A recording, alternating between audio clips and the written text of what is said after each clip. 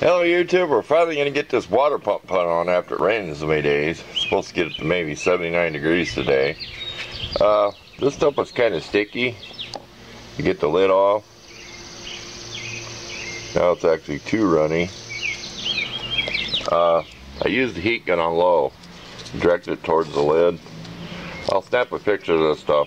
It's better than shellac, it's a lot thicker. Another tip on your bolts, I'll throw in here.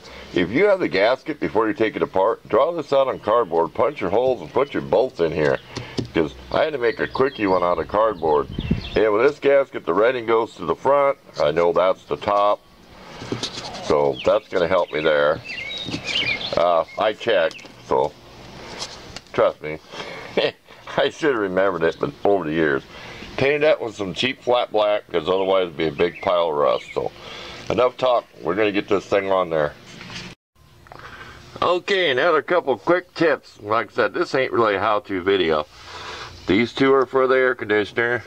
These two for the power steering. Okay, these two, or whatever, say, it's for the alternator, right? Run these bolts in before you tighten up this water pump, because you got a bolt back here, you got a bolt right here. You'll never get to them. So snug these up good, make sure these fit in the hole, clear in the gasket. And here's what I did with my Never-Sees. All they had was the copper. So I just slathered some on the cardboard. And you can always scrape it back in the container. I'm not worried about wasting it. Trust me, I want the job done. I slathered some on some cardboard and been rolling my bolts in there. Just a tip. When I put this on, I shoved the screwdriver in one hole.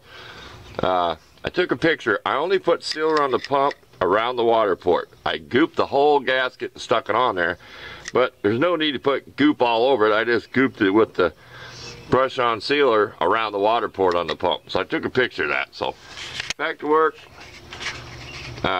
We got to do more work and less talk. We got to get this done while the weather's nice. Another real quick one. I run all these bolts in with a 1/4-inch ratchet. Okay, that way I know that I'm not putting too much force, and then I will torque them down, or what I believe to be torqued to, with a 3/8 little breaker bar. So just add that in there. That makes it easier to assemble. Okay, another quick tip. Put this bracket on and leave it loose. See that? Because you're going to be putting this long bolt right here through the power steering. You see it? The big part. And then into the block or the head, wherever it goes. I have this held up with some paracord. But keep that way. Then you got a bolt on the back. Out of the three, the short one goes on there for the adjuster. I think so. It fits in there better behind the pulley. But just a little tip. Leave this loose. Don't tighten this all the way up. So you can fidget it all together. Back to work. Okay, next is the bypass hose from the thermostat to the water pump, so it can bypass before the thermostat opens. That is your heater hose. The other one is up on the intake. This is how you're going to be putting this on here. It can be kind of going like this. Okay. So this is the old one. You're going to kind of be doing it like this. Sorry about the camera shake. And have your clamps in the middle real big. But you see how that one's longer? As I'm pulling this off here. One end's bigger. The bigger end is up on the thermostat, the smaller end is on the water pump. You got to cut that to length. So don't mess this up. Get it the same length as this one was, as the old one was. So get it up there. Here, get in view. Get it up there and get it cut. We're going to put a little bit of sealer on here. Just a small amount. Mostly because this is old and scummy. We're going to use some of that Permatex. We'll have a picture at the end. Just for a little bit of goop. For a little bit of reassurance. But a little tip on that hose. It's not too complicated. Now's the time to do it. Before this hose is on and stuff. So back to work.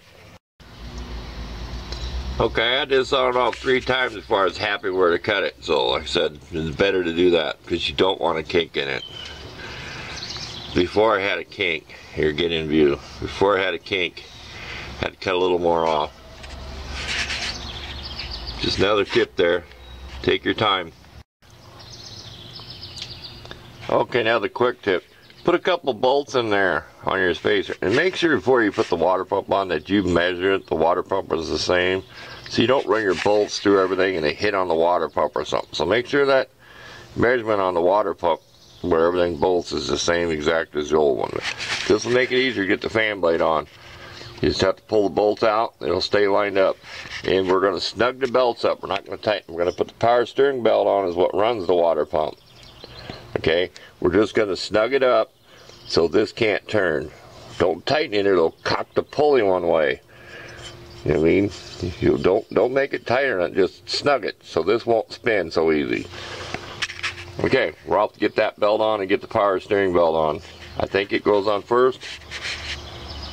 I'm sure I'm right. Yeah, if you look down there, I think I'm right. We'll find out. Stay tuned. See, that's just stuck so that won't turn. See all that play in there? That's just pulled up enough. You just pulled up enough. Put new belts on here. New bottom radiator hose. Keep that from turning. Because we're going to have the shroud set in. We'll take a picture of that. The shroud has to set in here, and then you have to reach down between to put the fan blade on. And it is kind of cramped for a big guy like me, but we'll do it. Stay tuned for more. This is not fun, trust me. I'm just trying to humor myself. This is killing me leaning over this truck. Okay, you see what I mean by the shroud has to go towards the engine, and that's a 1/4 inch ratchet down in there. Leave both radiator hoses off. We will tighten up the power steering belt, which is the one that runs the water pump, and then we will tighten those bolts with our breaker bar, 3/8 breaker bar. We'll tighten what we feel is the proper torque by hand. I got a calibrated wrist. I've heard that before. Yeah, I know what the torque is. I don't need a torque wrench. Well, we ain't got time. We don't have a torque wrench that small. So, throw a little humor in there. We're almost done. We'll hope for the best here, so stay tuned for more. Starts to sound like Paul Harvey for the rest of the story. Is it gonna work? We don't know. This is getting dramatic. I gotta throw some humor in here or I'll go crazy. Okay, here's a bottom view of everything. Your power steering, your alternator. This stuff is to keep these lines from rubbing. They're a piece of gas line hose with a bunch of tape, because the way they were, when I bought this truck, the way they were made, and I'll bet, they were rubbing against each other. We couldn't have that. So all that is tape, gas line hose in there so they don't rub. There you go. We'll snap a couple photos from this direction. Well, it's alive. I lost a lot of fluid because I had my lever pulled up here on my vent cap. That's a safety cap. And it puked a whole bunch out with the air. I had a big airlock.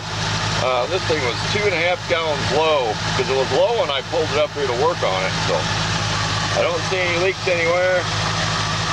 We're going to call this a success.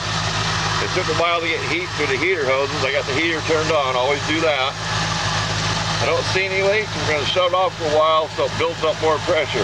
When things are shut off and hot, you get more pressure. That's where you'll find a leak on a hose or something. So, thanks for watching, and I hope some of these little tips I showed will help. One last quick tip. The old belts are still pretty good. See where I got them behind the seat of the truck, tucked in there? I even got some gas line, extra clamps, wire. You got a Ford, you got to have baling wire. Red flag. And of course I got some tools in here. I got another toolbox in the shed that has to go back in here before I drive it this summer. But there you go. One last quick tip.